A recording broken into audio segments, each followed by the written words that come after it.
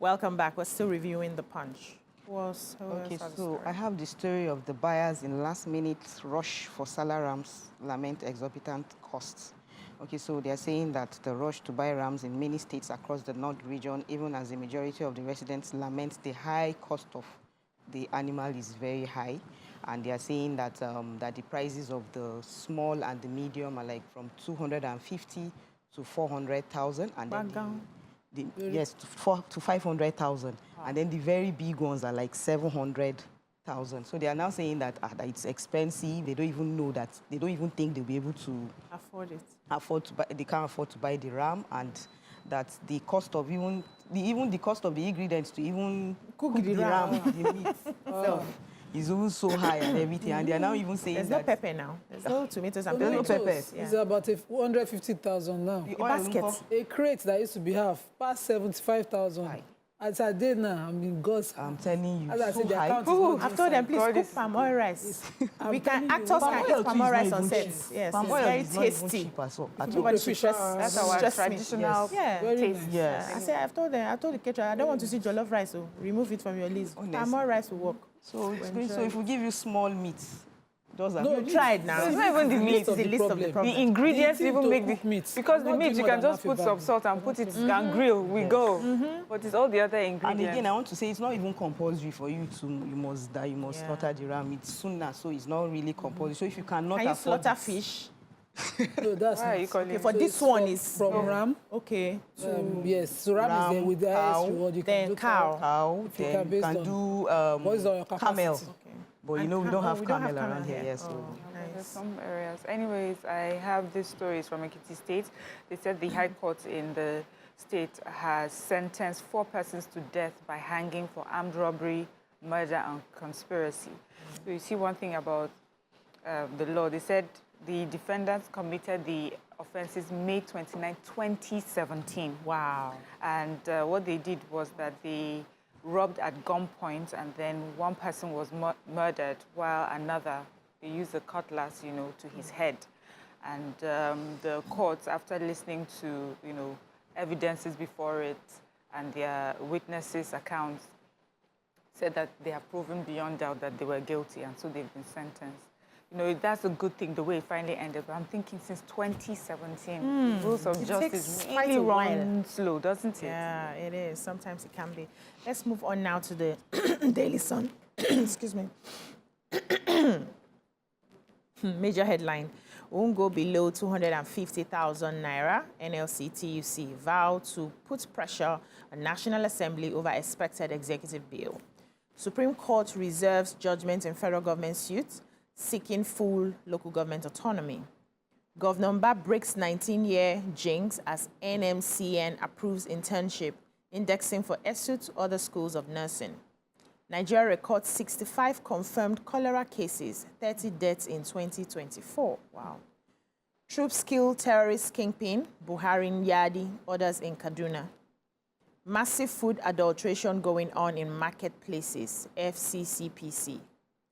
Alleged 80.2 billion naira fraud. Again, ex-Governor Bello's arraignment stalls. Court fixes June 27 as new date. Police chief inspector shoots magistrate in open court. Wow. I hope somebody has a story. Military arrests killers of 5 soldiers in Aba. 3 killed as farmers' herders clash in Niger. Security operatives take over town. Excuse me. Who has story in the Sun here? So this police chief inspector is not Nigeria. I saw that Miriam was looking like, what happened that time? So it happened in Kenya. Oh, wow. This police chief inspector certainly has to be a mental case because, you know, she had absconded while during trial. I'm sure a bench warrant brought her back to court.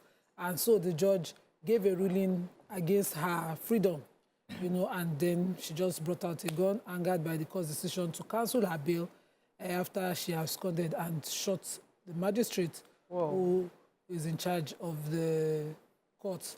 And other officers in the court responded immediately with one of them shooting the offending police officer and killing him in court. And the poor magistrate, she was injured. So he got his judgment immediately? You know, because they can't allow him shoot a magistrate to death. Just like that.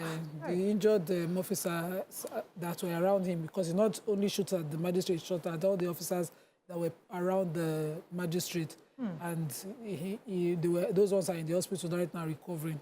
But this is certainly not a person of sane mind. Yeah, I was scared it was Nigeria. I'm like, which magistrate, which court, where did it happen? Exactly. Even Africa is scary. Yeah. I'm sure it's a domestic violence case because he was married to the suspect, the suspect, you know, and that's a shooter police officer. Any other story? I do have the Nigerian Center for Disease Control and Prevention, NCDC, has confirmed 30 deaths from cholera in 2024.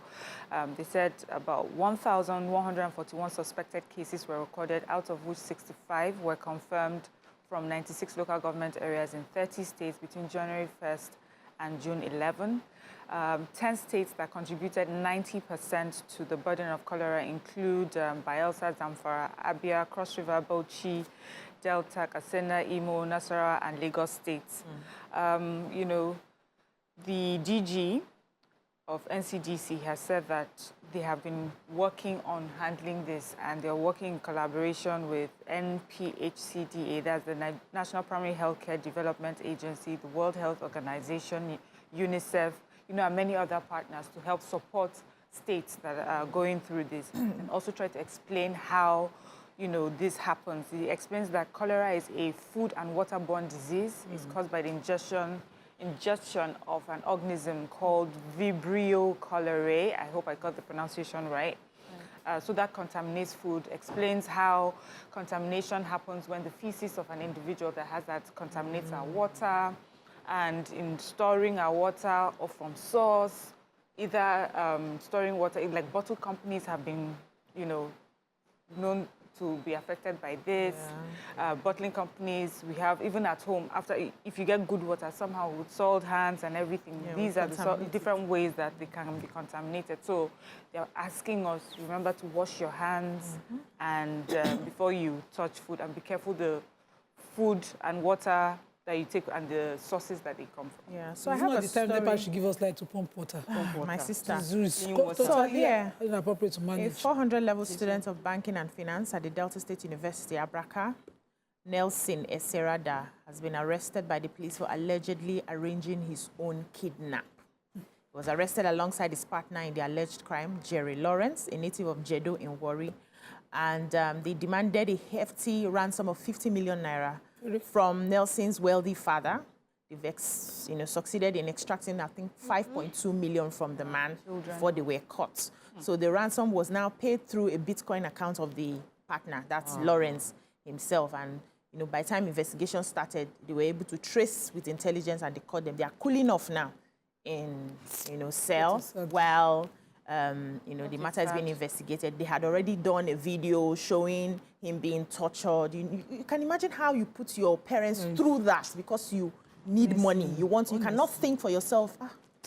There's a story like that with Rita too. She did the same from Kaduna State. She did that thing to her mother. Her mother, widowed mother, wanted to collect money for salon, that she wants to open a salon. And then she now staged her kidnap. They kidnapped her and everything. But the sister was able to trace the phone. The phone. And they caught her. They caught her. Hey. And how much did they collect? 60,000. Oh, God. Actually, the woman can afford the 5 million that they were asking. Wow, they were asking for. Do you have a story in the Sun? Yeah, so I have the 3 killed as farmers' herders clash in Niger. Okay, so they said that at least 3 persons have been confirmed dead after herders clashed with farmers in Gwada community, Shiroro local government area of Niger State yesterday. So there are 2 Fulanis and a farmer. A farmer, he was on his farm and farming.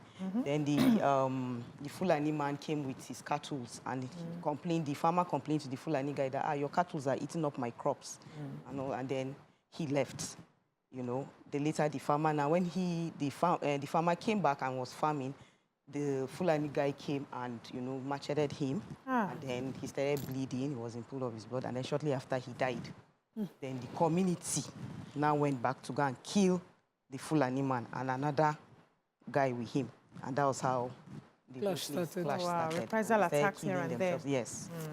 So but they said the police, they are there now, and the thing is now managed. Okay, we have time for just one story in the Vanguard. So let me just read the ones that are ticked. State of the nation, there's hunger, new anthem not priority, Makinde. Did anybody take that one? Then local government autonomy, Supreme Court reserves judgment of federal government suit against 36 governors. The suit that the Federal Attorney General had filed asking the Supreme Court to full autonomy for local government workers, asking the court to issue an order prohibiting state governors from embarking on unilateral, arbitrary, unlawful dissolution of democratically elected local government or leaders, as well as giving an order permitting the funds standing in the credit of local government to go directly, channeling it to them from the federal account, instead of going into what they call a joint account, as put up by the state governors, has been, the Supreme Court has put down, reserved their judgment on this case. The state governors, of course, came and brought locus in, saying that the federal government lacked the locus, that they lack standing in the matter because some of them have local government elected, their chairman already elected sitting, and thinking those ones had to file the case. But I see where the federal government is coming from. And so they're asking the court to grant, in their preliminary objection, to dismiss the matter, as well as grant substantial cost against the federal government. But let's see what the judgment reads. Thank you so much, ladies. That's all we can take in the newspaper reviews. When we return, we look into the top stories of today. Stay with us.